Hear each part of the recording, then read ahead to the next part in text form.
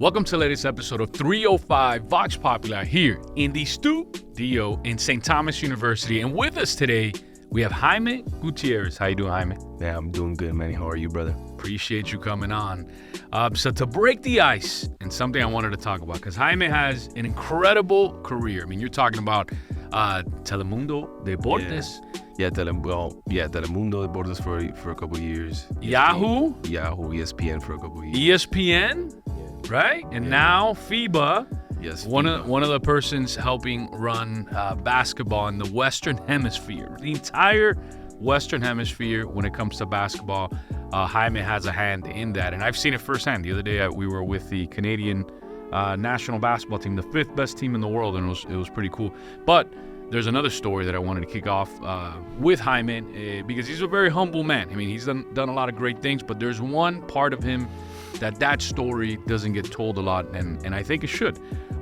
He was right out of high school. I mean, he stepped up and he served our country, signed up for the military, for the Army, to be in particular.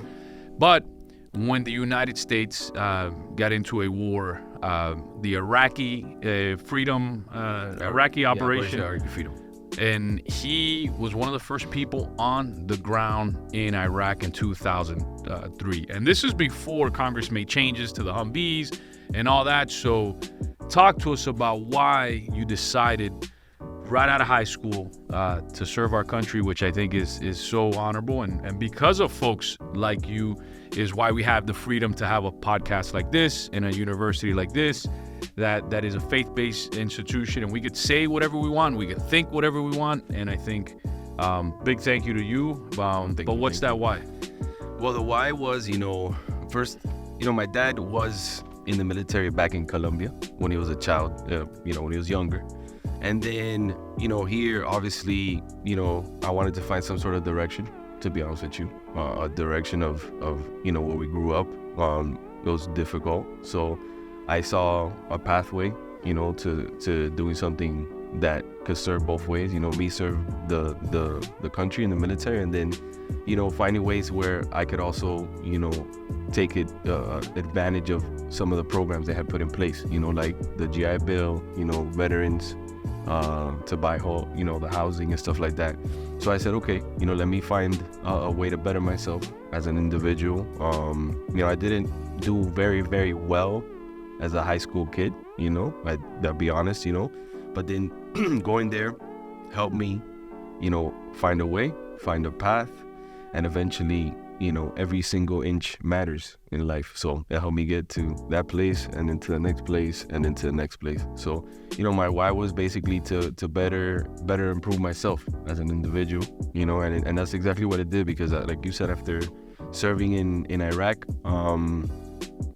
it changes you. You don't take life for granted. You don't take people for granted. You don't take moments for granted. You always look back and, are thankful for the smallest little thing, running water, being able to go to the grocery store, being able to just eat anything you want at whatever time you want. So, it really helped me reflect on everything. So I have a soft spot in my heart for all veterans. I think just signing up and joining the military is so incredible, but specifically combat veterans like yourself who were out there. I mean, I think you were out there for 16, 18 months, I 18 months? I was out there 16 months from 2002 to 2004. So I left in late 2002, came back in the middle of 2004.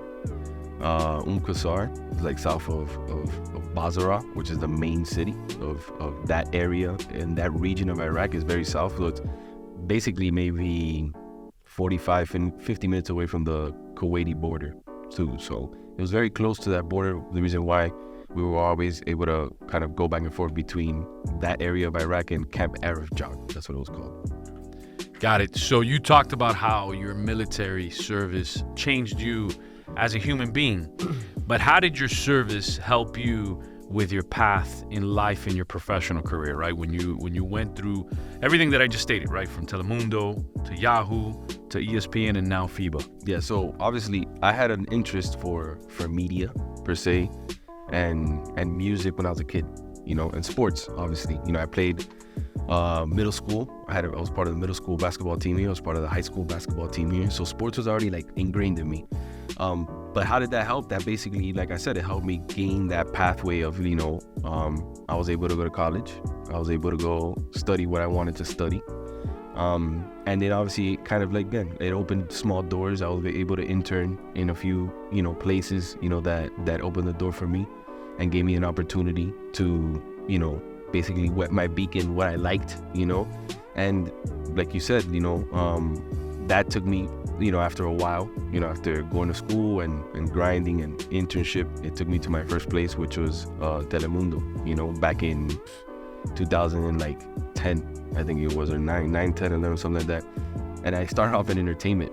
I was like, all right, let me go ahead and do an internship in entertainment. And then, that led for 7, almost 8 years, working there, worked entertainment, news, sports. And then, like, it would then transpired to obviously opening a door in ESPN with all my experience, the people that I met, they respected my work, then worked there. And then eventually, the big project that I have now is being, the head of the communication in FIBA and trying to grow the game of basketball, which is obviously going back. I played high school basketball here, played middle school basketball here in Miami. So that's where it all kind of comes back together, full circle, because I love basketball. Shout out to Artie Cabrera, Goldman Gators, still teacher out there. I know that was a legendary coach. So looking back right now you're at FIBA doing what you love, right? Telling stories, but also with basketball. I mean, and how does that feel, just looking back at your journey? Because a lot of people, when they see folks in your position, they're like, tipo tenía un padrino. He had a godfather along the way that tapped him. That's not how it works. I mean, we grew up in the same neighborhood where you had to grind to get where you need. So how does that feel looking back at the grind to where you're at today, that you're traveling? There's times I call you, you're like, Manny, I'm in Switzerland. Manny, I'm in Colombia.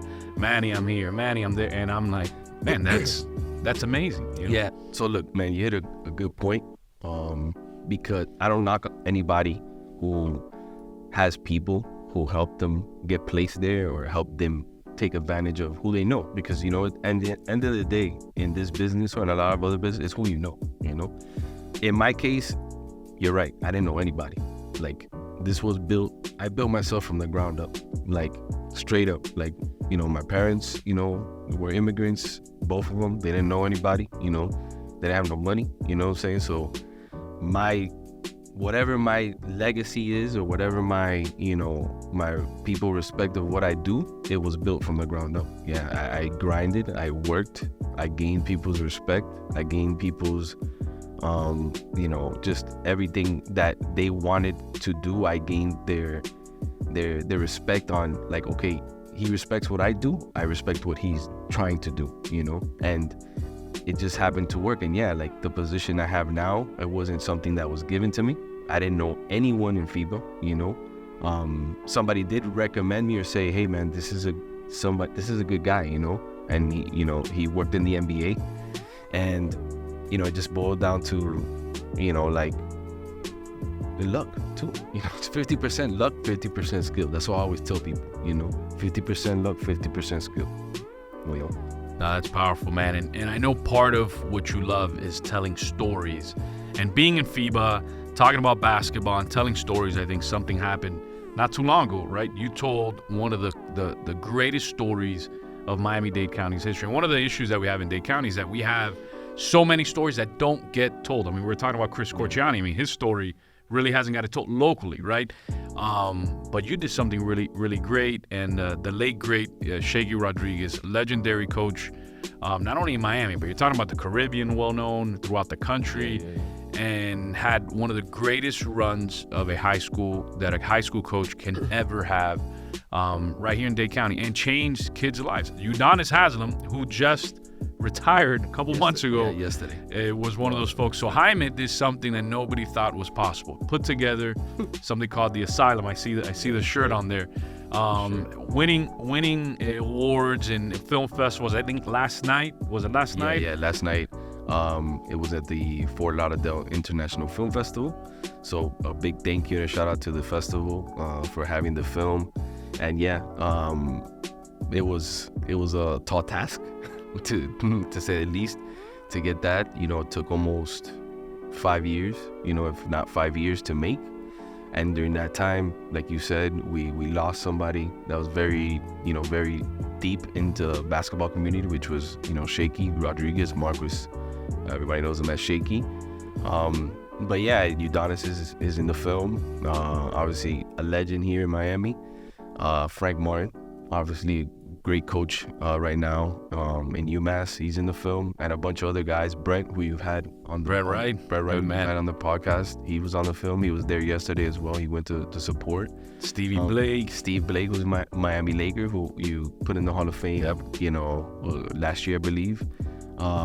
So yeah, I mean, the film is filled with local guys. A story that a lot of people, I would say, in the late 80s, early 90s are very aware of. Now, it's obviously a lot of years, a lot of generations have gone by, so people kind of, don't remember it. But during that time, a lot of people remember that era of basketball, especially high school basketball. They were just, dominating. So just in a couple of minutes, I mean, we touch upon your military service, your path in entertainment, your passion now, things you do on the side, and I know the students are itching to ask you some questions, because I think I see some of them shaking their heads. So what do you guys got for Jaime? I wanted to ask about your military service.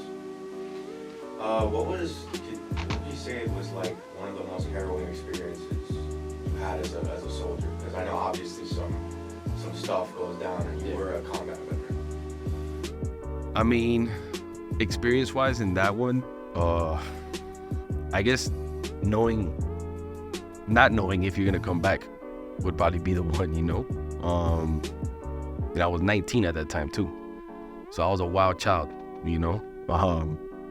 and like I was telling, Manny, it changes your mindset, when you're there, just because, you don't know if you're gonna come back. You don't know if, I was prepared, obviously. My mind, I prepared myself. Okay, I might not come back, But I think that experience, and there's 2 or 3 moments that I could recall in my head that I'm like, oof, I don't know how I made it out of here. You know what I'm saying? Like, I could have easily they could have just been like, and it's over, And those are like those harrowing, moments that you mentioned are the moments where I'm like, oof, that moment could have literally been my last moment, but it wasn't, thank God. And then I'm here now. But like I said, it just changes your mindset. It really does, change your mindset and how you view life, in general. So. And I get into that question, I'll tell you, I something I realized, and that's why I talked about how I love all veterans, but specifically combat veterans, because you realize that they don't want to tell their stories, right? It's hard to tell the story. So I remember telling Jaime, I was like, man, why haven't you? And he was like, Manny, we don't talk about it. Combat veterans, we don't talk about it. So I feel you, man. Thank you for your service, but I know that's one of the hardest part of serving is the things you saw, what you experienced, and how you said how it changed you as a human being. Yeah. Jaime, tell us a little bit about your experience in all the 3 networks that you worked before, and what can you tell our young students who wants to follow that path into television, radio, production, all those type of things? What will be the best advice you can give our students if they want to follow that path as a career? All right, so the first part, the differences, or the challenges per se, I think I'm blessed and I'm lucky because I got best of both worlds. When I was in NBC Universal, Telemundo, it's both English and Spanish, so I was able to see, both sides of the market per se, both sides of production and everything there.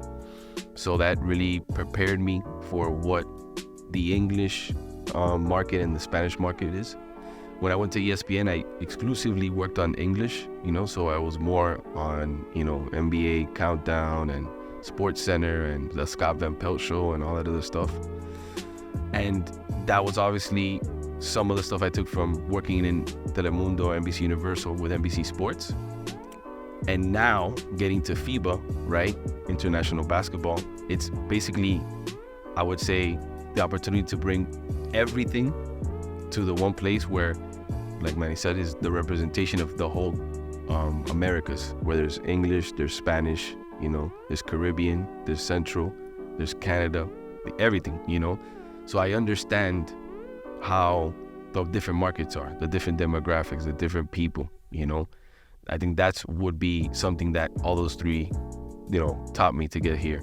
And in the advice, I mean, I'm a big believer of just, you know, going with, you know, your heart, your passion. I think that's what the asylum led to, you know. It was a passion project that I did not see, you know, ever going where it was gonna go. So the advice for students in production and in television would be just to follow your heart, you know, what you truly want to do.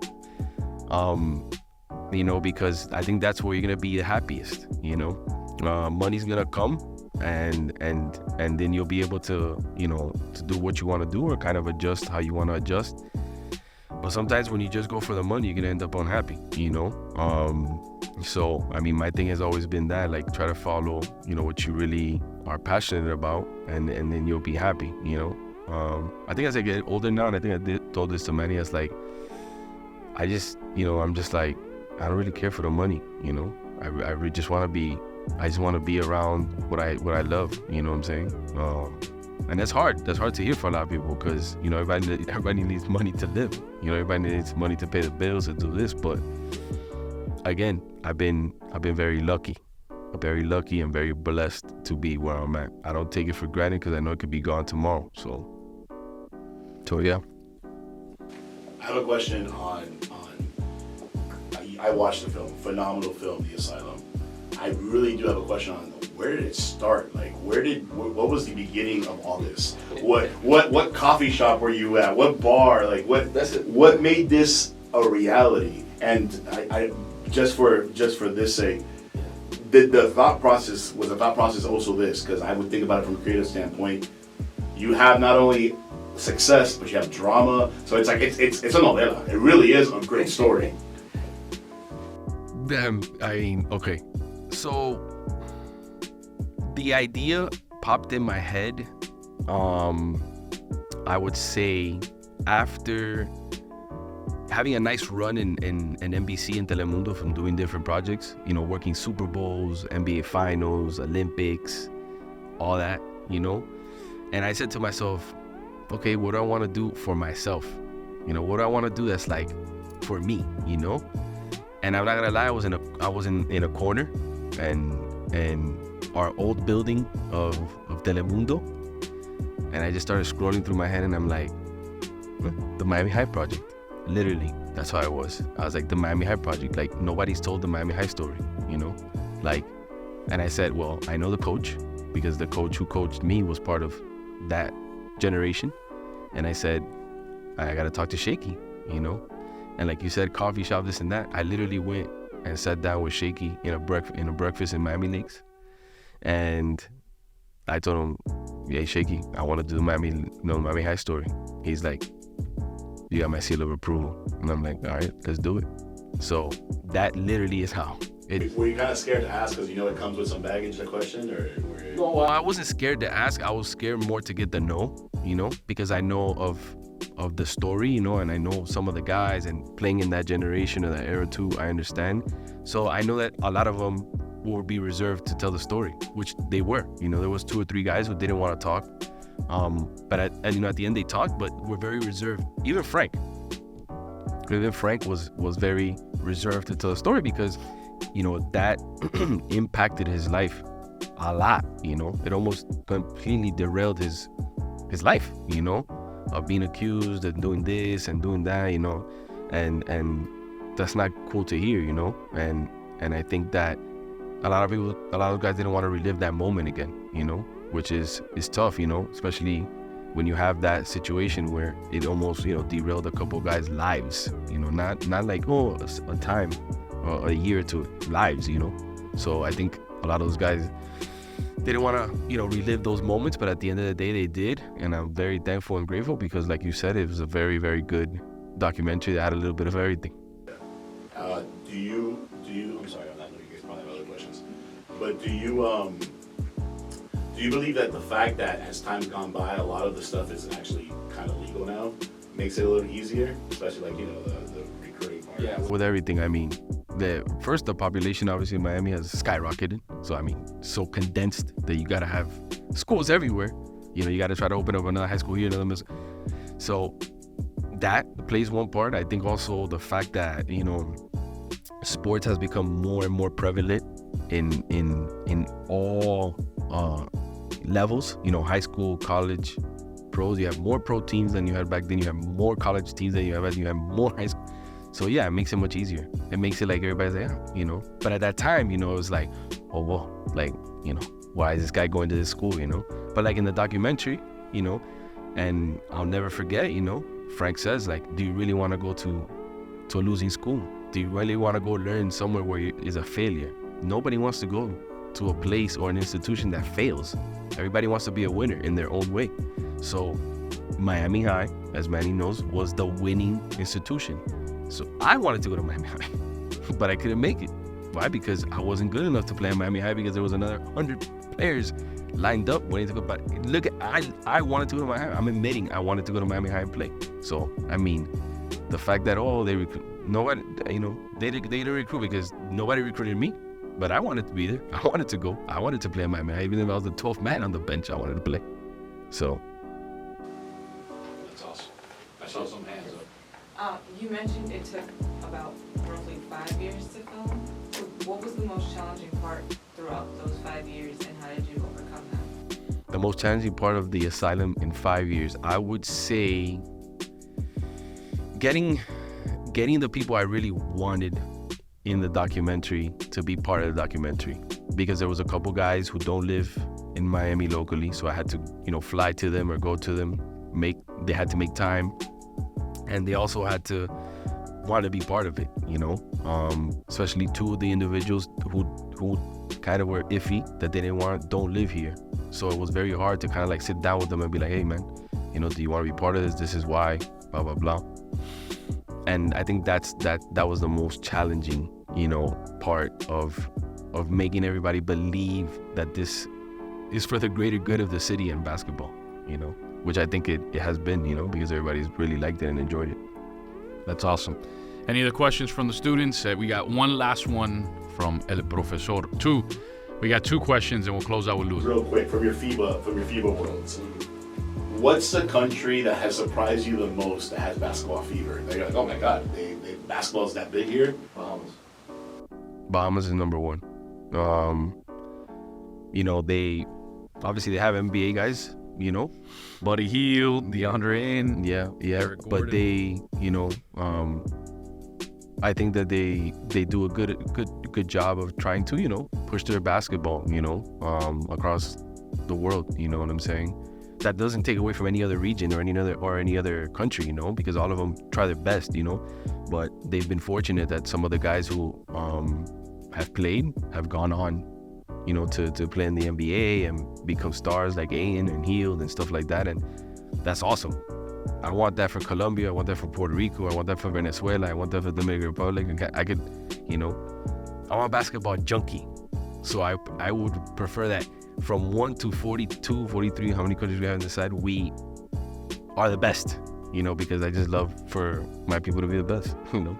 So I'll take them, you know, in my back. So That's awesome. One last question. Throughout all these different places that you worked at, you know, NBC, FIBA, Telemundo, do you have like a favorite show that you produce? Like, maybe like a favorite moment? That's a good question. Nobody's ever asked me that question.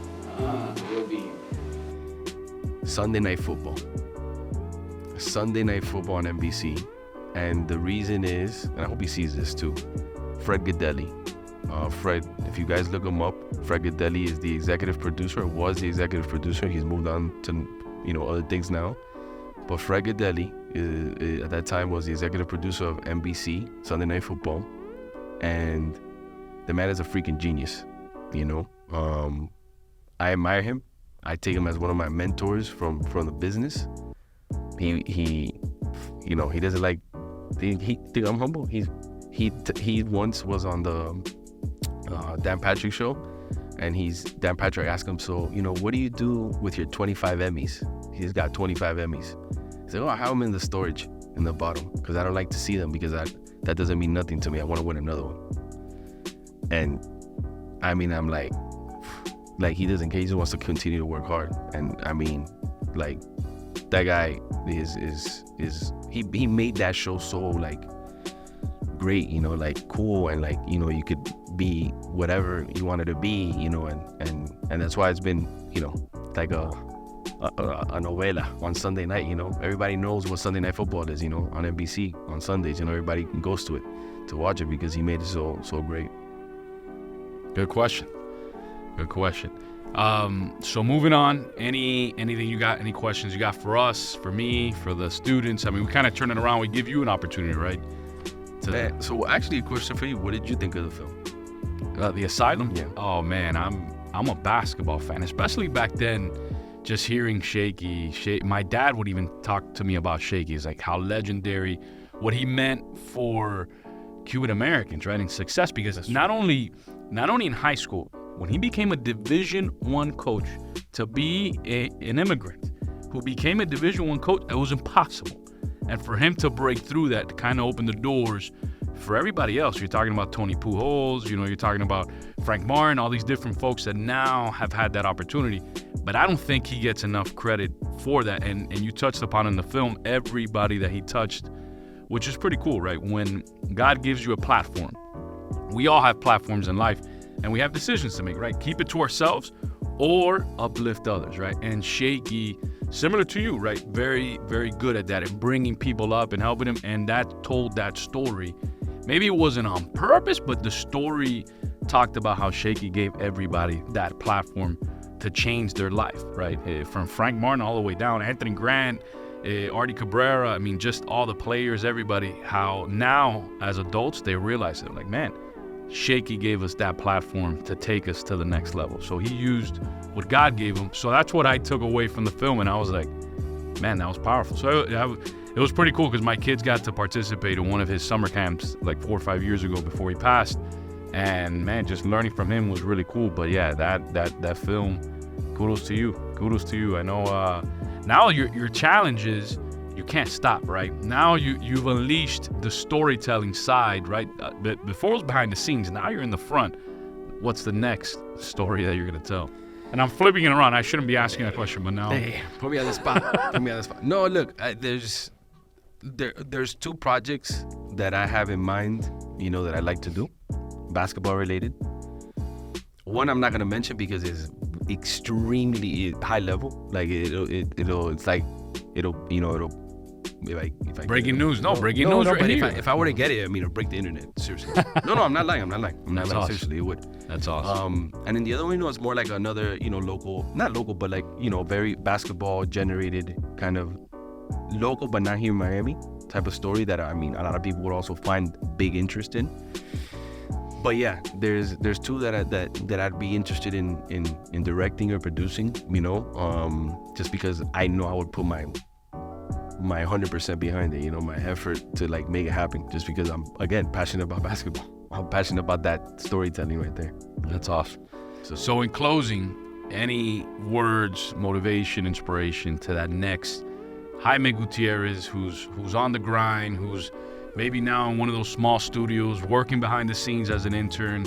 I mean, what words do you have for them? I mean, my words, and again, I mean, I'll repeat it, is, passion goes a long way.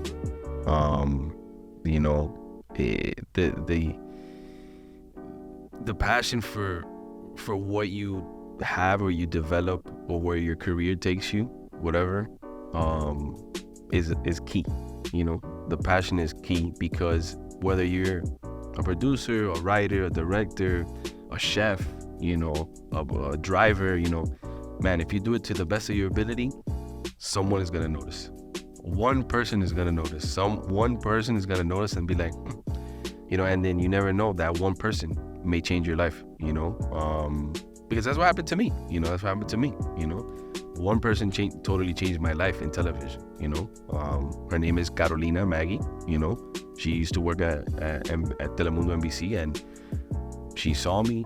She was like, I'm interested in what you have to offer because of what you said. And to this day, I owe her, the thanks for like opening the door and exposing me to all those people that were in that building, because she gave me the internship and she saw how hard I worked. So she saw how passionate I was for wanting to work in that business, and then that's when it was over. That's awesome. And there you have it, the great story behind Jaime Gutierrez. Tune in next Wednesday on Instagram, Facebook, X, and I forgot the other one, YouTube. So I got it right. See you next week.